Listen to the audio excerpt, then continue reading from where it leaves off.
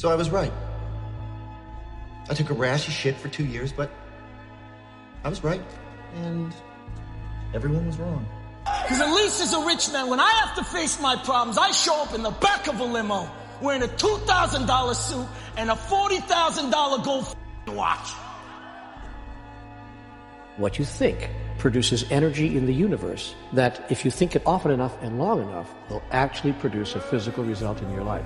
Our second level of creation is our words. As you speak, so will it be done. And so your word is really a form of energy. You're actually producing energy in the room with what you say. And that energy is creative. You say something often enough, loudly enough, and I promise you it will come to pass. If two or more start saying the same thing, I assure you it will come to pass. And when a whole group of people start saying the same thing, it cannot help but come to pass. This is called group consciousness, and it's, by the way, why the world is the way it is. Because our collective consciousness has not allowed itself to be raised to the level of the individual consciousnesses of many of us. Feeling is a word that we've invented to describe our conscious awareness of the vibration we're in. This thing we're living in is a molecular structure. It's a mass of molecules and a very high speed of vibration. When it's in a positive vibration, we feel good. When it's not in a positive vibration, we feel bad. Positive and negative are a law. It's part of a law of opposites, the law of polarity. What we want to do is we want to feel good. The vibration is controlled by the paradigm. Now, a person can be getting good results and feel pretty comfortable. You can be comfortable getting bad results. That's one of the tricky parts of this. If you're going to overcome the paradigm, you've got to do things that cause discomfort. Change the grip on your golf club. I guarantee you're going to feel very awkward. And yet that ball, boom, boom, away it goes. 250, 300 yards. You wonder, how did that happen? It felt so uncomfortable. Whenever you go to change an idea in your paradigm, you're going to set up a foreign vibration. And that causes discomfort. That was the thing where I was like, this is a big enough problem that, like, if you don't want to wake up, then what have you got to lose? Exactly.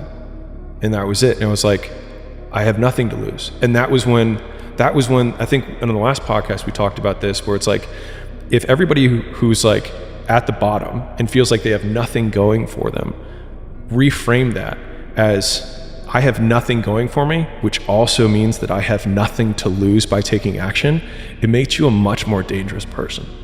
And I think that was the flip that I've had repeatedly shown to me in my life that allowed me to take the step that I was afraid to take.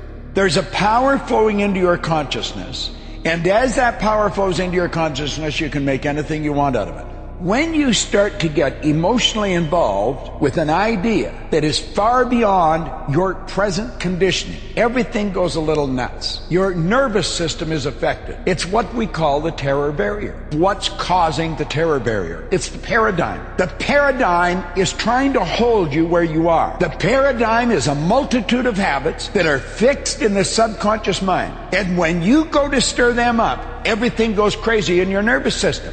It's worry, fear, anxiety.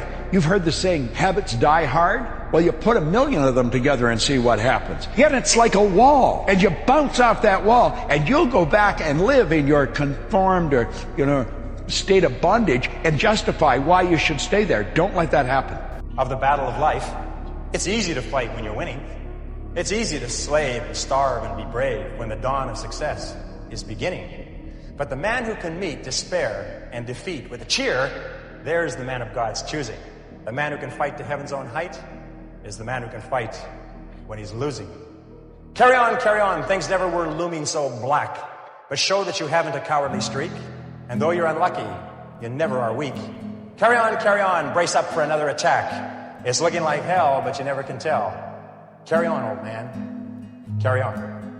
I remember talking to a friend about affirmations, and she said, I tried affirmations. Affirmations don't work for me. And I looked at her and I said, do you realize affirmations don't work for me is an affirmation? She did not. And that is what's going on with people, is that they're telling themselves things that they don't realize is programming them for the very lack they're experiencing. You have to really face the ruthless reality, the ruthless truth, that what you're getting in your life is a direct result of your beliefs. Your beliefs are controlling your thoughts, your Your thoughts are controlling your actions. Your actions are controlling what the experience you're getting out in the real world. So back it all the way to the beliefs again. We got to find out what are the beliefs creating the reality you have. Change those beliefs. You're going to have different thoughts. You're going to have different actions. You're going to have different results. It's going to be this domino effect. But it's got to start not with the actions out here.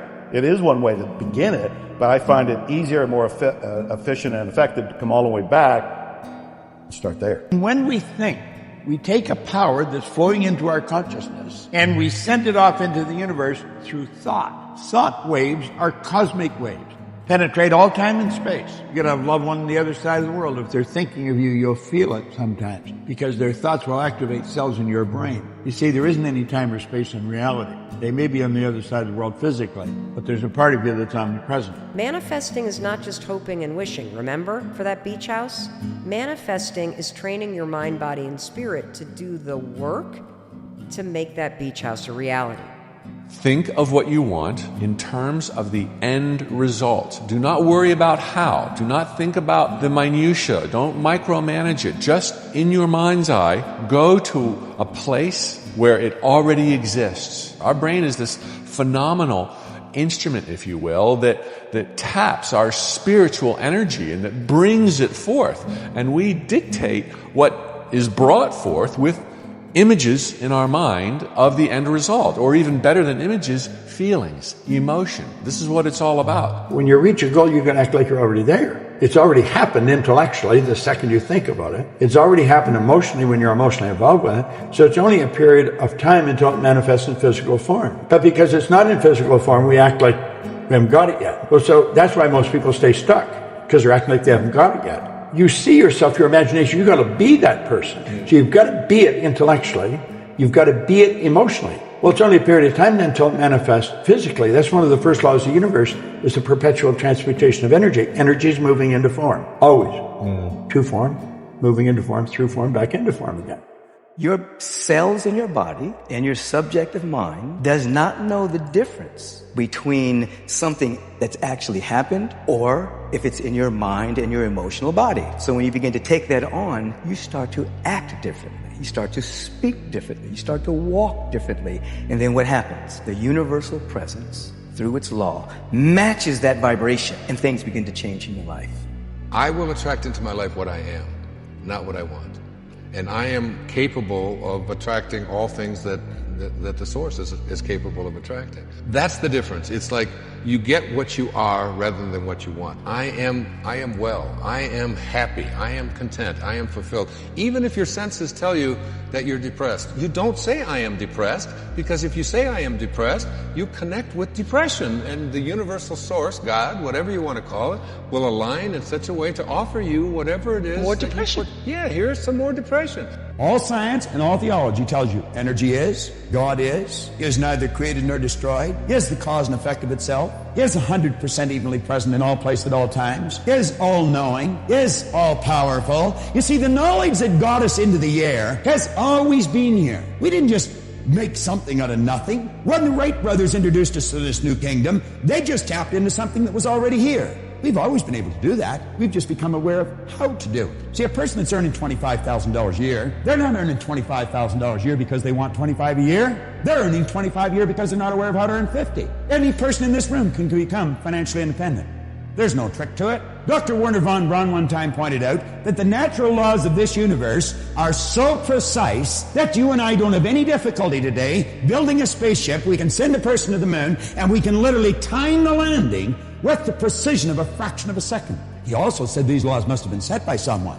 It's being absolutely clear who you are, which means what you want in life, what kind of a person you are, what you believe in, what's important to you, what you care about.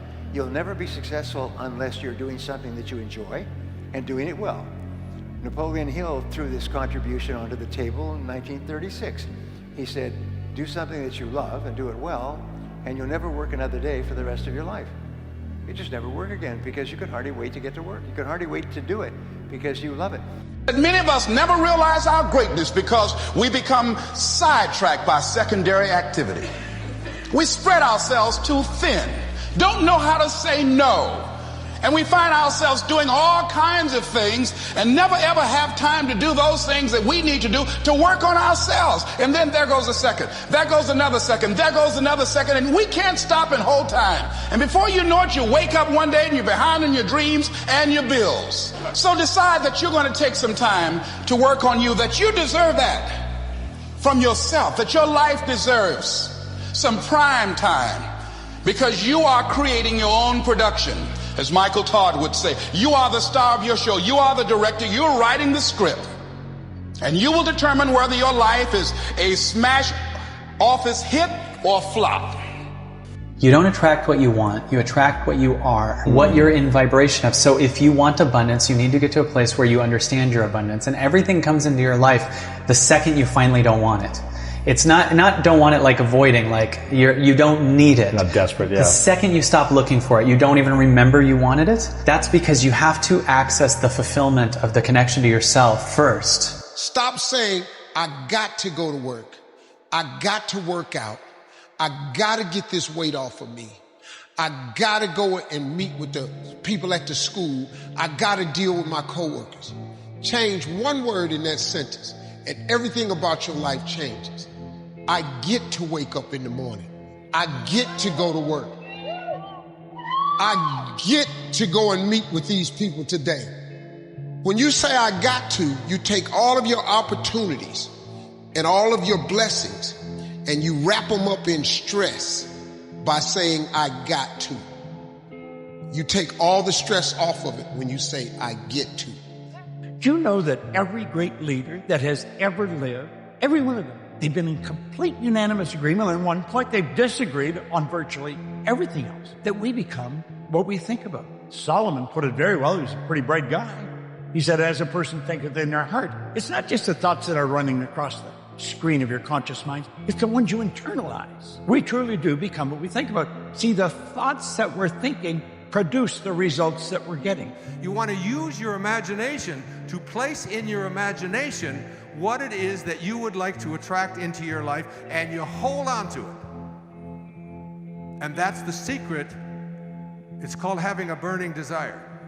I learned it from Napoleon Hill in Think and Grow Rich. People who are able to attract prosperity into their life have a burning desire, and they never place their thoughts on what they can't have. They just don't think in those ways. Self-actualizing people always place their attention on what is showing up in their life. So the first thing you do is you place in your imagination what you would like to attract into your life, and you hang on to it. But yes, you can change your brain. You can become the person that you want to become. You can train your brain to help you spot opportunities. You can learn how to make your thinking more positive. You can learn how to lead a company. You can become more agile and happy and successful in life. You can manifest absolutely anything that you want in this life, but you've got to deeply, deeply imagine it, and not just imagine it from the outside looking in. You have to imagine you are there. You have to feel the feeling of where you are, smell the smells, listen to the sounds. You have got to trick your mind and body into believing it is real. It will put an imprint on the universe and it will pull you towards it. There's a level that you've always dreamed about. It is real. It has not gone away. But it takes that extra burst when you think there's nothing left. There's no way. You've tried everything 10 million times and you keep going. It's almost like God is saying, if you keep hitting this wall enough times, I will see that you will not stop, that you are filled with that level of determination, faith, and courage, and then the door opens and you get to that next level. But what most people don't know is the next level is just 2 millimeters above. It's a level where you are not one of the best, you are the best. And you know what's amazing? You only have to be 2 millimeters more than everybody else and you get everything. You get the joy, the laughter, the fun, the family, the passion, the economics, the freedom, the spirit. It's all there. And it's just 2 millimeters above, and most excellent people give up because they're exhausted. And there's some people who go, the harder I hit it, the more I hit it, sooner or later it's going down. I'm not stopping. And when you do that enough, it pops open. Self-image is very important because self-image, feeling good about yourself, is prosperity. Prosperity begins with that. It doesn't matter how much money you have. If you don't feel good about yourself, you're never going to enjoy it. And then look at your prosperity now. Because everything that you do have in your life is a reflection of what you believe you deserve, what you believe about yourself. To create what you really care for, first and foremost thing is that what you want must be well manifested in your mind. That this is what I want. Is that what you really want? You must look at it, because any number of things in your life you have thought, this is it. The moment you reach there, you realize that's not it. So what is it that one really wants is one thing. First of all, we must explore. Once that is clear, and we are committed to creating it, now there is a continuous process of thought in that direction. Once you can maintain a steady stream of thought without changing direction, definitely this is going to happen in your life, or it will definitely manifest as a reality in your life. So in the process of change, just be ready, because you're going to feel uncomfortable a lot of the time. Now, the question is, do you want to stay there? So then, most people think they don't have any control over their emotional state. They think, I'm just this way and I feel this way. Well, we actually can show people that that's not the truth, that when it's the hardest, it matters the most. And if you're able to really work and train your body like you're training an animal, to stop feeling one way and start feeling another way. If you believe that you're an eternal being, that moment matters so much in the light of eternity, because that's the moment you make up your mind to no longer be defined by your past. Why are you being defined by your past? Because emotions are a record of the past. I think part of the challenges in life is a lot of us are running around half-assing ourselves, half-fooling ourselves, not full of ourselves, not studying ourselves enough, not holding ourselves to task enough, not patting our own self on the back when we do get what we want enough, not cracking our own whip on our backside when we do get out of line even though we knew better. I wish we were more full of ourselves that way. Have a vision for yourself and a vision for your life. The key to having a vision is to have a dream. They say in the song, you've got to have a dream if you want to make a dream come true. And you can fulfill your dreams. All the great movers and shakers throughout all of history have been dreamers. They've been people with dreams. They've been people with visions. All leaders have vision. In the Book of Solomon, it says, where there is no vision, the people perish.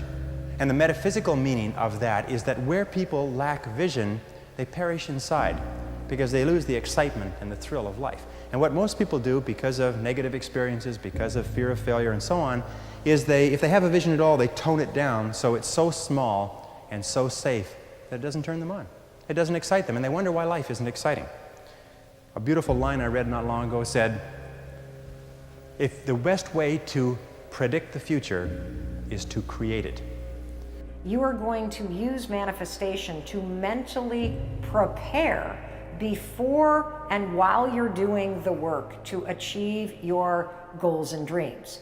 Because when you mentally prepare, you remove all of the obstacles like self-doubt and nerves and anxiety and imposter syndrome and fear that are currently stopping you from taking action. Remember, faith is not something you get. Faith is something you already have. But you may be using it in reverse gear by believing in the circumstances and things you do not want, the things you fear. Remember also that faith is guidance only. It is not a power which will bring you what you want, but a power that can guide you to go after what you want and get it. Remember, too, that your faith is limited only by your own capacity to believe. You can do whatever you make up your mind to do. Courage is defined as the ability to act and to go forward in the face of uncertainty. It's to face the fact that you may not succeed. It's the willingness to take chances and to take risks. The future belongs to the risk takers. The future belongs to people who are willing to take the risks necessary. You take the description of the new you that you wrote up. That new description should include no negatives. It should be in the present tense. It should not say, I am going to become. It should say, I am. I am so happy that I am, and describe everything that you want to be. As you write out this description of you, you're literally building brain cells. Those new brain cells hold an image of the new you. Now, This is how the change is made. You use this and you let yourself totally relax. Don't try and relax. Let yourself relax. You let yourself get emotionally involved in this image. And you know that every time you do, in a very relaxed state, wham, you just trigger those brain cells. And you know every time you do that, you're giving more and more energy to those brain cells. And in a relatively short period of time, those ideas will be fixed in your mind, and that's the way you'll live. And what's the difference between you wanting and wishing for financial freedom and you manifesting it and using manifestation and the science of it to help you get it? The big difference between wishing for something and using manifesting to help you do the work to go get it is that when you wish that you were financially free, have you ever noticed that the second that you wish for something, like, I wish I would win the lottery, you're also present at the same time to the fact that you're lacking money right now. Like wishing that you would win the lottery, it doesn't bring up all of this sort of like empowering feelings. What it does is it reminds you that you're so broke that you need to win the lottery. And that's very different than manifesting. Manifesting is declaring what you want. I am committed to creating financial freedom in my life. And then, once you declare what you want, manifesting is about the actions and empowering yourself to go get it. It turns out that you have to feel the emotion of the future before it happens, because the emotion is the energy that's going to drive your body to that end. And at the same time, if you're truly practicing feeling the emotion of your future, you won't be in lack. The moment you feel gratitude, your healing begins. Wow. The moment you're empowered and you're worthy, you're stepping or generating abundance, you're stepping towards your success. Now, the moment you're in love with yourself, in love with life, and you see beauty in all things, it's natural that you'll attract an equal. So this is when the synchronicities, this is when the opportunities, this is when the coincidences, all of a sudden you no longer have to go anywhere and do anything. Somehow there's an attraction, they're coming to you. They're coming to you without having to do anything. It's a manifestation of what we believe, what's possible for us.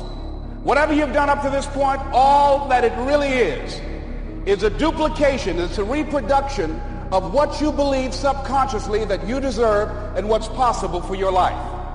Most people operate out of their personal history, out of their memory, things they've done, things they've experienced, things they've seen, things that they have observed. What I'm suggesting that you operate out of a larger vision of yourself. I want you to see yourself doing what you want to do, experiencing what you want to experience, having what you want to have, doing what it is that gives your life some meaning and value. Operate out of your imagination, not your memory. Because whenever you look at where you want to go, I'm wanting to warn you, you will have some conversation back here after you go through the data that you've experienced in life saying you can't do it. And so what you want to begin to do is ignore that inner conversation. Understand, this is an orderly universe you and I are a part of. We are God's highest form of creation. There's nothing that will equal us. We can accomplish anything, but we've got to raise our level of conscious awareness. We've got to understand these laws, and we've got to live in harmony with them. That's when we're going to start to get the good we desire. It's a beautiful thing to understand. I thank God I understand it. Solomon said, in all you're getting, get understanding. Understand the law of vibration. You understand that, everything else, it's going to fall into place for you. The common feeling that your life has not begun, that your present reality is a mere prelude to some idyllic future. This idyll is a mirage that will fade as you approach, revealing that the prelude you rushed through was in fact the one to your death. I realized that to have the level of success that I want to have, it's difficult to spread it out and do multiple things. It takes such a desperate, obsessive focus. You really got to focus with all of your fiber and all of your heart and all of your creativity. How big would you dream if you knew you couldn't fail? The only thing stopping us is ourselves. Take one step in the right direction, and you're halfway there to making the dreams come true. Do you know when you discover your purpose, that's when your life really begins? Think about it. You know, it's been said there's two important days in your life. The day you're born and the day you discover why you were born. Think about it. Your purpose is your reason for living. It's why you get out of bed in the morning. It's why you get up and get going. You have a purpose in life. Now, without a purpose, you're just wandering around. No direction. Your purpose is your reason for living. The moment they're believing more that it's done than it hasn't arrived, it'll manifest. One in particular, she was wanting to have a baby and get pregnant. She had visualized getting pregnant. She had been doing affirmations. She'd been grateful that she was getting pregnant, and she's like, still, I'm not pregnant. And I just knew that for a woman who can't get pregnant, getting pregnant has a lot of resistance around her. So much so that the resistance was outweighing her visualization and all the other things. So I said to her, I don't want you to visualize that. I want you to visualize holding the baby. That's the end result. I want you to visualize holding the baby. I want you to hear the baby. I want you to feel it in your arms. Wow. Pregnant in a month. Wow. And I've done that with a lot of women. To manifest, you have to believe. You have to believe that you already have whatever it is that you want. And the reason that you have to believe you have it already is because the subconscious mind is only operating in the present. It can't reason. It's just like a program. So if you say, my new car is coming, I'm going to get a new car, it's coming, well then it's always going to be coming. You have to imagine you have it now. And the moment that you believe, there's manifestations instantaneous. You must know exactly what you want in this world. For example, suppose I wanted a home, but I had no money. I would make as lifelike a representation of the home that I would like, with all the things in it that I would want. And then, this night, as I would go to bed, I would, in a state, a drowsy, sleepy state, the state that warns upon sleep, I would imagine that I am actually in such a house, that were I to step off the bed, I would step upon the floor of that house. Were I to leave this room, I would enter the room that is adjacent to my imagined room in that house. And while I am touching the furniture and feeling it to be solidly real, and while I am moving from one room to the other in my imaginary house, I would go sound asleep in that state. And I know that in a way I could not consciously devise, I would realize my house. I have seen it work time and time again. Let me give you a little known fact today that will increase your effectiveness in anything you do. It applies to doing a job, making more money, playing golf, cooking, raising children, teaching, anything at all. Now, while this has long been known by the most successful people of the world, it seems to have escaped the great majority. Whatever it is that you would like to do better, act as though you're a top-flight expert at it. And if you continue to play this part long enough, you will become an expert. Your mind will believe whatever you repeat, so give it something worth believing. Because every time you say, I am, you're not describing yourself. You're creating yourself. So say it one more time, and for the man you're becoming, I am relentless. I am consistent. I am not who I was. I am who I decide to be every day. And today I choose to rise. There is a war happening inside you. Not outside, not in your job, not in your circumstances. Inside, in the deepest part of your mind, a battle between who you were and who you're becoming. And every time you hesitate, every time you say maybe, every time you retreat back into the old version of yourself, you're feeding the wrong side. You've been running on a program, not one you chose, one installed by others, built from fear, repetition, and survival, a program written by your environment, your parents' doubts, your teachers' limitations, your own failures, and that operating system, it's outdated, it's slow, it's reactive, and it's been sabotaging your future behind the scenes for years. The subconscious mind is a powerhouse. It creates around us all that it believes to be true, according to the instructions that we give it. So if you give it the right instructions, you just been giving it instructions on how to do one thing: make money. That's it. That's what we're trained from a baby. Make money and how to look good. Something that's always cosmetic. It's not real. So you're chasing an illusion. So when you're dealing with something that's real, it says your subconscious, it only acts upon what it believes is true. So the reason why some people can hear this knowledge and they don't register, because subconsciously they don't believe that's true. They believe that college makes you happy. They believe that money makes you happy. They believe that success in all its forms or the career makes you happy. And until they find out in actuality that is only something to sustain you and actually ultimately to keep you dead, and abandon that by deleting it from the files, they can't put the new shit in. So it's talking about deleting the files, but the subconscious only will create that what you innermost think is true. So no matter how much you hear this, until you bear witness that maybe the shit that the brother is talking about might be true. Just close your eyes and use this technique and just think like this. First of all, visualize the perfect outcome. Visualize the perfect outcome. In other words, visualize if you could script what was coming up, the interview with your boss, the sales presentation, visualize the perfect outcome. Your imagination is actually very, very real. Everything you've ever imagined is real. See, I tell young people like this. First of all, this is how your imagination works. You got to grab this concept. It is impossible for you to think an impossible thought. That is impossible. You can't think something that ain't possible. You ain't that smart. And so if it's in your head, you gotta ask yourself, how did it get there? That's God showing you a preview of a coming attraction he has for you. The problem with most people is you think your imagination is hocus pocus. It's really not. It's a preview of a coming attraction. If you react to your imagination, that's where your real life is. Your subconscious mind is only activated by commands that are stated in the present, positive, personal tense. So again, instead of writing a goal such as, I am going to lose weight in the months ahead, you would write, I weigh X number of pounds by a certain date. Instead of saying, I will earn more money over the next year, you would say, I earn X number of dollars by such and such a date. The more specific you can be in terms of what you want and when you want to achieve it, expressed in the positive, present tense, and beginning with the word I, the more powerful the effect will be on your subconscious mind.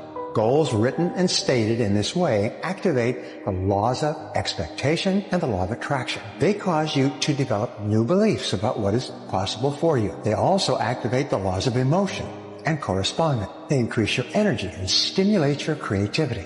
As a result, you start to move more rapidly toward the achievement of your goals, and they begin to move more rapidly toward you. Nothing happens in the body except it first takes place in the mind. All disease is a lack of peace.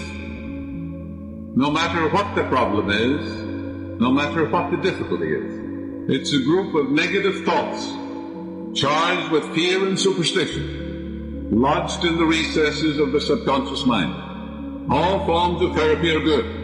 The quickest, surest, safest way is prayer.